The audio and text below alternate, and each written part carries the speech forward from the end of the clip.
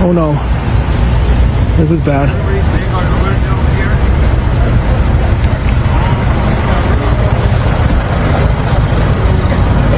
This is crazy.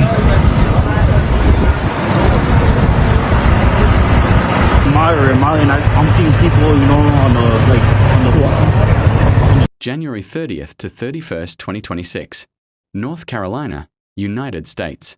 A massive polar system has impacted large parts of the eastern and southeastern United States, bringing heavy snow, strong winds, coastal flooding, and unprecedented cold.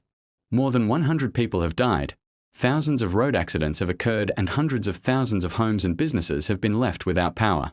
It is the most severe winter storm reported in decades and has disrupted the daily lives of millions.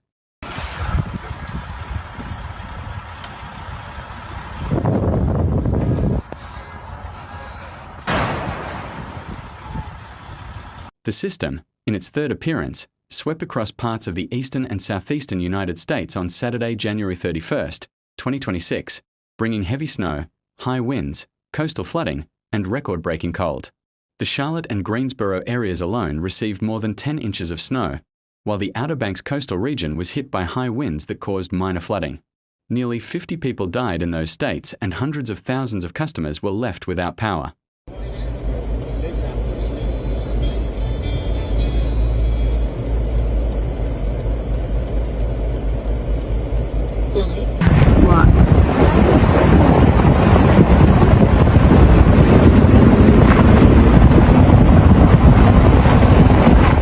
In North Carolina, a severe blizzard with high winds and the threat of coastal flooding swept across large parts of the state. Several cities reported up to 12 inches of snow and winds gusting to 70 miles per hour. The conditions closed I-85 for hours, nearly paralyzing traffic throughout the city. Thousands of homes were left without power and several fatal crashes were reported, with residents staying indoors to avoid further damage. We good though. Oh man, why would you even try to pull that out in this type of weather?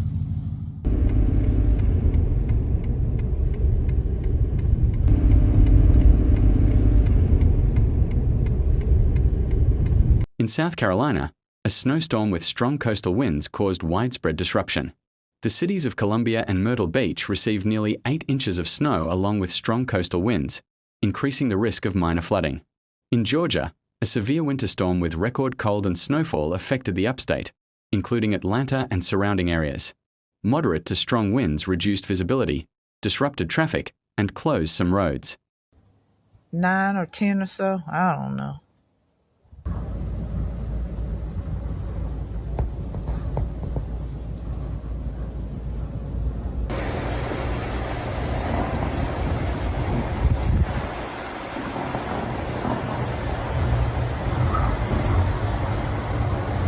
In Virginia, a nor'easter brought snow and strong coastal winds to the southern and central parts of the state. Strong winds reached 70 miles per hour on the east coast and Outer Banks, causing moderate flooding. Several serious accidents and power outages were reported across the state due to disruption to major roads and highways. It's one of the coldest days I think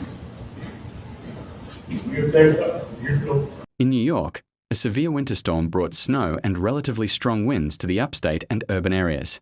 The state received moderate snowfall, with winds reaching 40 to 50 miles per hour, causing road closures, reduced visibility, and power outages.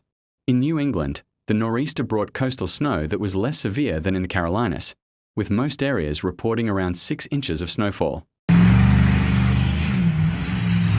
The main cause of this winter storm series in the eastern states was the arrival of a polar system and cold air currents from northern Canada into the eastern and southern United States.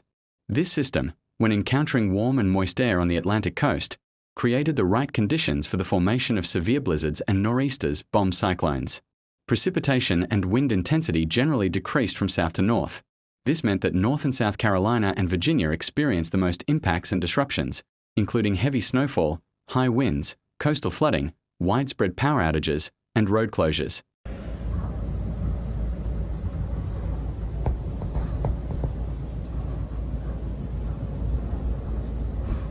In the north, States such as New York and New England experienced mainly light to moderate snow and strong coastal winds.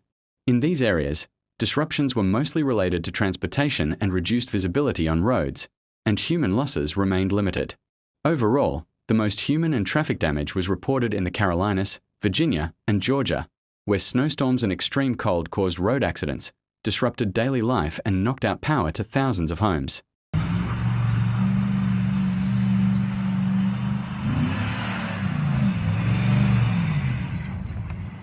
National Guard, firefighters, and rescue workers in states hit by the storm, including the Carolinas, Virginia, and Georgia, quickly responded to protect lives and infrastructure.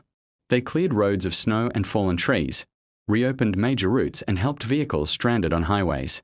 In areas further north, including New York and New England, rescue workers focused on controlling coastal flooding, warning residents, and setting up warming centers for the homeless.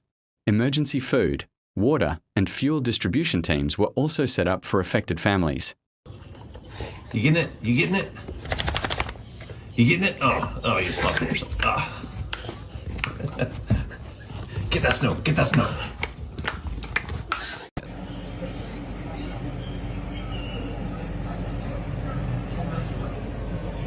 State and local officials also activated online and text messaging for weather warnings and safe travel routes, and urged people to avoid non-essential travel until the storm had fully subsided. Value of over 8,000 on this Sierra 1500 mile, plus a 3,500 trade allowance will be traded in an eligible vehicle.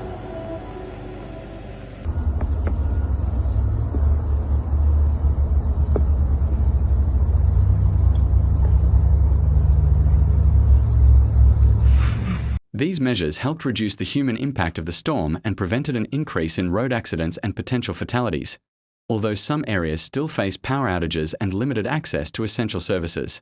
Meteorologists have warned that despite the partial subsidence of the storm, strong coastal winds and minor flooding will continue on the East Coast until early next week.